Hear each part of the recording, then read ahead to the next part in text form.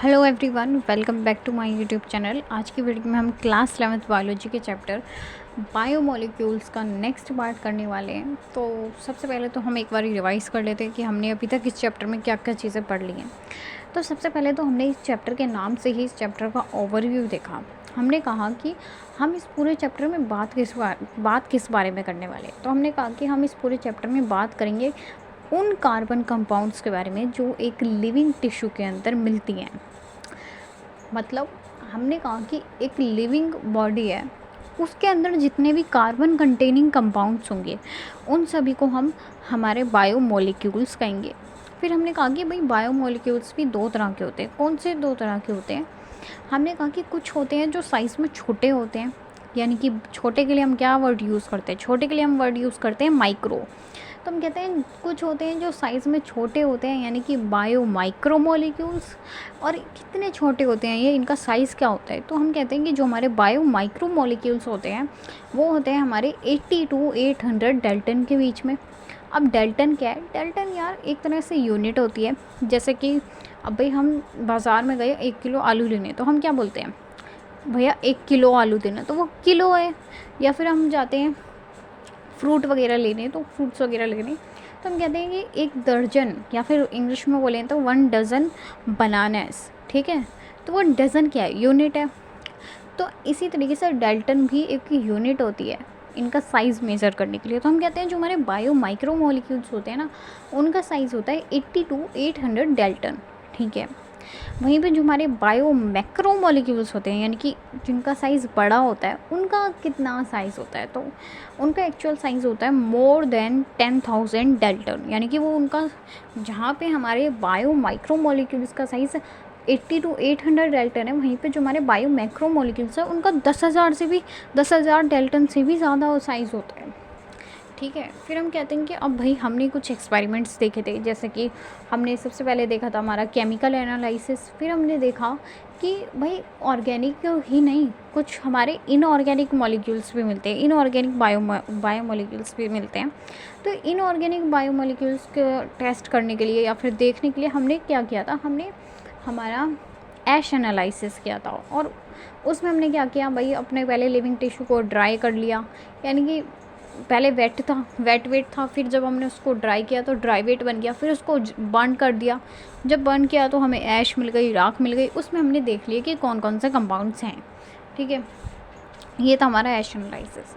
अब जब हमने केमिकल एनालिसिस किया था तो हमने क्या किया था? उसमें हमने एक चटनी बना ली थी, एक स्लरी बना ली थी। अपने जो भी हमने टिश्यू लिया था उसकी स्लरी बना ली थी।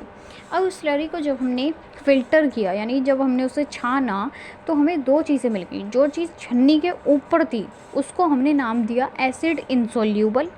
अब वो चीज़ क्यों नहीं छनी? क्योंकि उसका साइज़ बड़ा था, यानी कि, और मैंने अभी बताया बड़े साइज़ वाले को हम बोलते हैं बायो मैक्रो मॉलिक्यूल।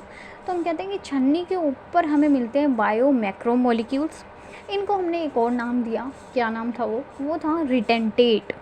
और ये एसिड में सॉल्युबल नहीं हुए, इसलिए हम इन्हें कहते हैं एसिड इनसॉल्युबल। वहीं पे जो छन्नी के नीचे चीज़ मिली हमें, यानी कि जो चीज़ छन गई, उसको हमने कहा कि वो है हमारा फिल्ट्रेट। फिल्टर हो गई तो फिल्ट्रेट। ठीक है, उसी तरीके से हमने जैसे बायोमैक्रोमोलिक्यूल्स को रिटेंटेट कहा था, उसी तरीके से हमने हमारी जो चीज़ छन गई उसको हमने कह दिया वो फिल्ट्रेट है। अब भाई वो फ़िल्टर कैसे हुई? उसका साइज़ छोटा होगा तभी तो फ़िल्टर हो गई, तभी तो छन गई। तो इसलिए ये होते हैं हमारे बायो माइक्रो मॉलिक्यूल्स। अब ये चीज़ छन गई है, यानी कि एसिड में सॉल्युबल हो गई है, इसलिए हम इसे कहते हैं एसिड सॉल्युबल। ठीक है, ये चीज़ हो गई। अब मैं ये एसिड वर्ड किसके लिए यूज़ कर रही हूँ? कौन सा एसिड डाला है हमने जिसके अंदर हमें ये चीज़ें सॉल्युबल और इनसॉल्युबल दिख रही हैं? कुछ सॉल्युबल हो रही हैं, कुछ इनसॉल्युबल। तो वो किस में सॉल्युबल इनसॉल्युबल हो रही है? वो हो रही है एक तरह के एसिड में। जो हमने जब केमिकल एनालिसिस किया था तो हमने एक एसिड डाला था, कौन सा? ट्राइक्लोरो एसिटिक एसिड, जिसका फॉर्मूला होता है हमारा Cl3CCOOH। ठीक है, उसके बाद में फिर हमने कहा कि अब ये तो बात हो गई कि हाँ, बायोमोलिक्यूल्स देखने के लिए कि भाई कौन कौन से बायोमोलिक्यूल्स मिलते हैं। अब बायोमोलिक्यूल्स को पढ़ना भी तो स्टार्ट करना है। तो हमने क्या किया? हमने सबसे पहले अपने फर्स्ट बायोमोलिक्यूल को पढ़ना शुरू किया, जो है हमारा कार्बोहाइड्रेट। कार्बोहाइड्रेट को जब हमने पढ़ना चालू किया, हमने कहा भाई कार्बोहाइड्रेट क्या होते हैं, वो अलग अलग तरह के होते हैं। कौन कौन से? Monosaccharide, oligosaccharide, polysaccharide. Monosaccharide, oligosaccharides को हम पढ़ चुके हैं कम्प्लीटली। अभी हमारा चल रहा था पॉलीसेक्राइड। पॉलीसेक्राइड में भी हमने कुछ चीज़ें पढ़ी थी, लाइक होमोपॉलीसेक्राइड, हेटेरोपॉलीसेक्राइड। होमोपॉलीसेक्राइड वो होते हैं जो एक ही तरह के मोनोसेक्राइड से बने होते हैं, और हेटेरोपॉलीसेक्राइड वो होते हैं जो अलग अलग तरह के पॉलीसेक्राइड्स, अलग अलग तरह के मोनोसेक्राइड यूनिट से मिलकर बने होते हैं। अब अगर जो भी मैंने अभी तक बोला उनमें से अगर एक भी चीज़ आपको समझ नहीं आई है तो आप प्लीज़ इस चैप्टर की प्लेलिस्ट को देखिए। उसमें मैंने सभी मतलब लाइक पार्ट वाइज वीडियोस बनाई हैं, आप उन्हें देखिए, क्योंकि ऑफ कोर्स जो चीज़ें मैंने डिटेल में पढ़ाई हुई हैं उनको मैं अभी 2 या 3 मिनट में नहीं बता पाऊँगी। तो आप उनको देखिए, वो भी ज़्यादा बड़ी वीडियोस नहीं है, लेकिन अभी जो मैंने बोला उसको मैंने थोड़ा सा डिटेल में पढ़ा है, तो आप वो वीडियोस देखें। तो अभी हम अपना आज का टॉपिक शुरू करते हैं, जो कि है हमारा पॉलीसेक्राइड्स में आगे कंटिन्यू करना है हमें। तो आज हम पढ़ने वाले हैं सेलुलोज। सेलुलोज के बारे में। सेलुलोज के बारे में वैसे तो हमने भाई अभी तक कई बार पढ़ा है। सेलुलोज के बारे में हमने जब अभी सेल चैप्टर पढ़ा था तब भी पढ़ा था, बायोलॉजिकल क्लासिफिकेशन में भी पढ़ा है, प्लांट किंगडम में भी पढ़ा था। दोबारा से देखते हैं हम क्या कहते हैं भाई। जो हमारे प्लांट्स होते हैं उनमें हमें सेलुलोज की सेल वॉल देखने को मिलती है, ठीक है।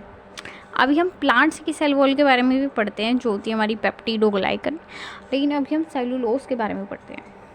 हम लोग कहते हैं जो हमारा सेलुलोज होता है वो मोस्ट अबंडेंट होता है, ठीक है। ये ग्लूकैन होता है। अब ग्लूकैन क्या होता है इस बारे में उन्हें पता होगा जिन्होंने प्रीवियस वीडियो मेरी देखी है। हमने कहा था कि जो भी पॉलीसेक्राइड ग्लूकोज यूनिट से मिलकर बना है, यानी कि ग्लूकोज को जोड़ जोड़ कर जो भी पॉलीसेक्राइड बना है उसको हम नाम देते हैं ग्लूकैन, ठीक है। प्रोनाउंसिएशन में कुछ इधर उधर हो सकता है, लेकिन कहते ही हैं ग्लूकैन, ठीक है। अब हमने कहा कि भाई ग्लूकोज से मिलकर बना है, तो कौन से ग्लूकोज से मिलकर बना है? ये बना है मिलकर बीटा ग्लूकोज, ठीक है। ये बीटा ग्लूकोज से मिलकर बना है। अब हम कहते हैं कितने ग्लूकोज से मिलकर बना हुआ है ये? तो ये बना होता है 6000 ग्लूकोज से मिलकर, ठीक है। अब मैंने कल एक चीज़ बताई थी कि जहाँ पे हमें ब्रांचिंग देखने को मिलती है वहाँ पे हमें 1,6 लिंकेज देखने को मिलती है।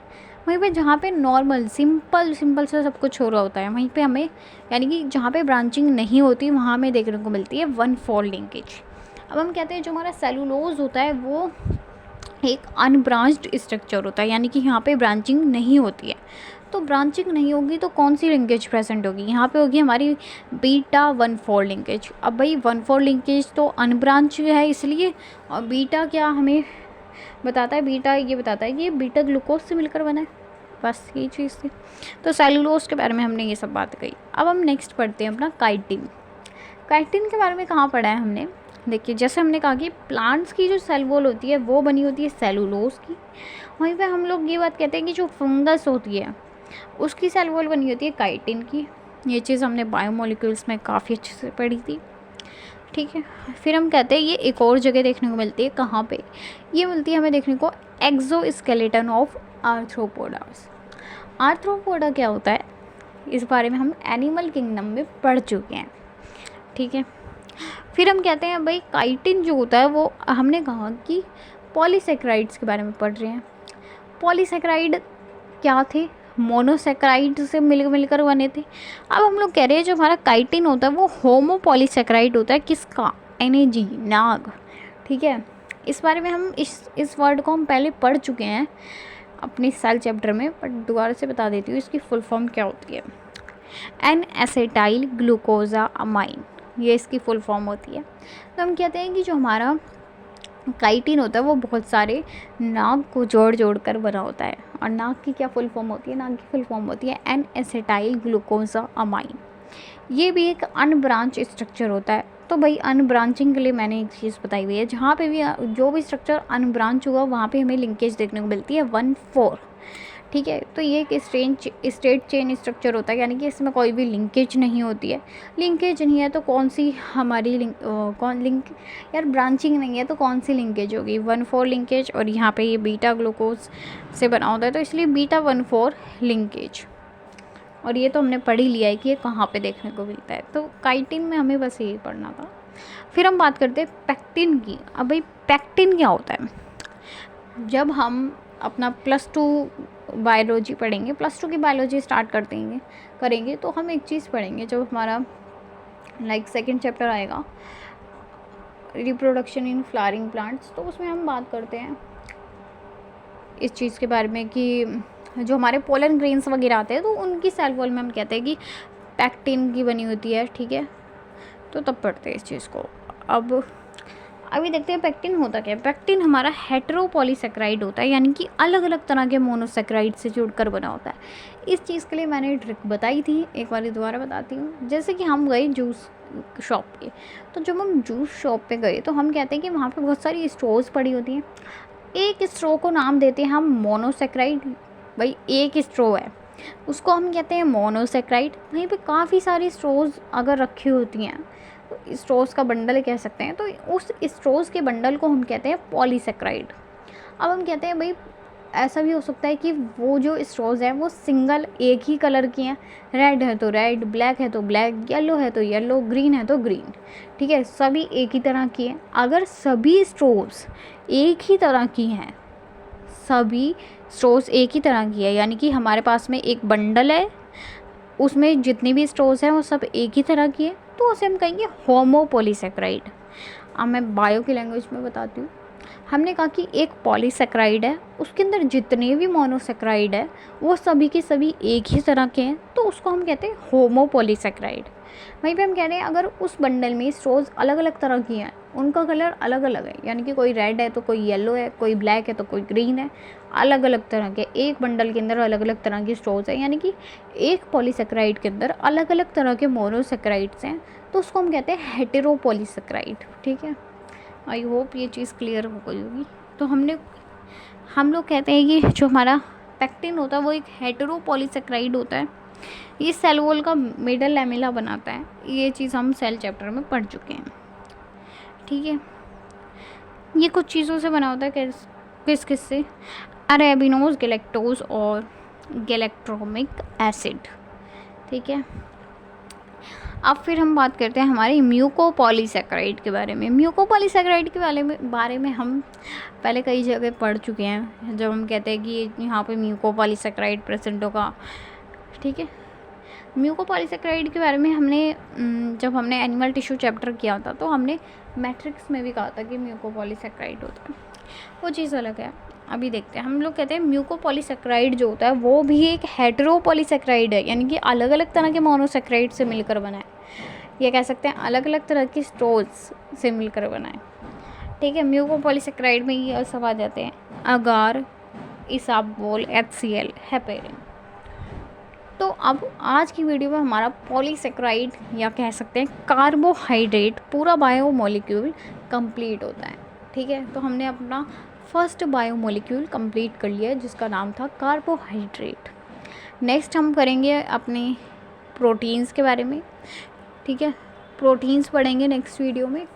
So if you like the video then please press the like button and also share the video with your friends, and please subscribe the YouTube channel. And if you need my handwritten notes then you can tell me in the comment section, or you can let me know in the comment section that what should I improve in my videos, and what do you want from me.